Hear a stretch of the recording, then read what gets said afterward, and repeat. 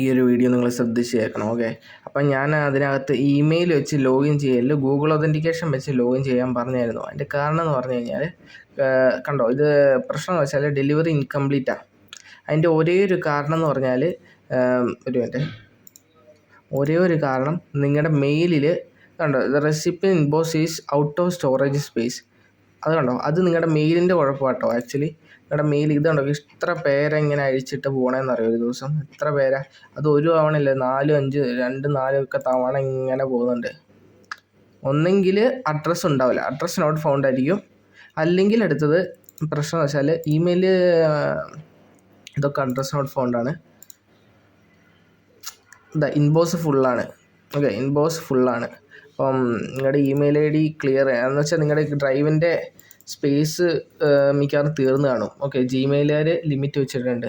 അപ്പോൾ അത് ശ്രദ്ധിക്കുക. നിങ്ങൾ ഈ ഇമെയിൽ വെച്ച് ലോഗിൻ ചെയ്യുമ്പോൾ ഒന്നെങ്കിൽ ഇമെയിൽ ക്ലിയർ ആണെന്ന് നോക്കുക. വളരെ ക്ലിയർ ആണെങ്കിൽ മാത്രം ഫോർവേഡ് ചെയ്യുക, അല്ലെങ്കിൽ സ്റ്റോറേജ് ഫുള്ളാണെന്ന് നോക്കുക. ഈ 2 ഇഷ്യൂ ഉണ്ടെങ്കിൽ നിങ്ങൾക്ക് OTP വരത്തില്ല.